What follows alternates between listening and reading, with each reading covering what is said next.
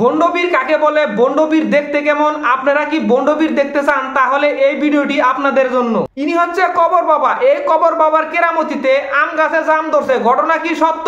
সত্যি কি আম গাছে জাম ধরছে? কবর বাবা আপনি আমাদেরকে দেখান, আমরা দেখি। এই যে দেখেন আম গাছে জাম ধরছে না নাই? সত্যিতে না আম গাছে জাম ধরছে। কবর বাবার মনে হয় কেরামতি আছে। আমেরিকার এই বিজ্ঞানীর নাম স্যাম। এই বিজ্ঞানী কলম পদ্ধতি ব্যবহার করে এক গাছ থেকে 40 প্রকারের ফল ধরাইছে। তাহলে কি এই স্যাম কবর বাবার চাইতেও বেশি কেরামতি জানে? তাহলে কি এই কবর বাবা কলম পদ্ধতি ব্যবহার করে আম গাছে জাম ধরাইলো? এখানে রয়ে গেল গভীর প্রশ্ন। আসলে যদি কলম পদ্ধতি হয়ে থাকে তাহলে সাধারণ মানুষ কলম পদ্ধতি ধরতেই পারবে না। কবর বাবার আম গাছে জাম ধরার ঘটনা ভালোভাবে বলতে পারবে কৃষি অফিসার। এই কবর বাবা একজন পীর কিনা, তিনি কি বলে আগে উনার মুখ থেকে শুনি। ধনী হওয়ার আশা বা আল্লাহর ওলি করে থাকে না, আমার এই ধনী হওয়ার আশা নাই। এই কবর বাবা বলেছে বাহ্যিক জগতে ধনী হওয়া আল্লাহর ওলিরা চায় না এবং কবর বাবা নিজেও চায় না। কবর বাবার এই বক্তব্য থেকে আমরা বুঝলাম কবর বাবা নিজেকে পীর হিসাবে দাবি করে। এখন আমরা জানবো আসলে কবর বাবা ধনী নাকি গরিব।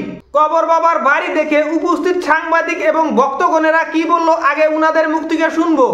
এটা তো কিছু নাই, কিছু দেখি যাবে খালি কোন রকম সাবরা সিস্টেম থাকে। এই বড় ভাই বলল কবর বাবার কিছুই নাই, একদম গরিব, তিনি ছাবড়া ঘরে থাকে। এই কবর বাবা আমার আপনার চাইতেও 100 গুণ ভালো চকচকা ঘরে বসবাস করে।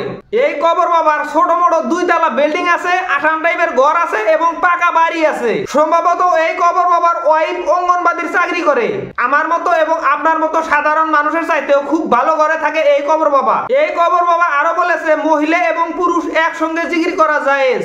কারণ এই কবর বাবা হজে গিয়া মক্কা মদিনায় একসঙ্গে পুরুষ এবং মহিলা একসঙ্গে নামাজ পড়েছেন এবং জিকির করেছেন। সেখানে যায় পুরুষ এবং মহিলা একসঙ্গে জিকির করতে পারে, একসঙ্গে নামাজ পড়তে পারে, কোনো নিষেধ নাই।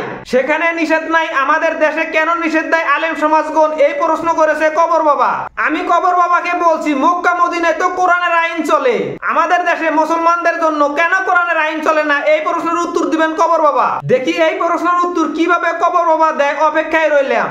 এই কবর বাবা আরো বলেছে জান্নাত পেতে হলে মুর্শিদ এবং ওলি ধরতে হবে। যদি আপনি না ধরেন তাহলে আপনি ইবলিসের ইবাদত করছেন। এই কথা বলেছে এই কবর বাবা।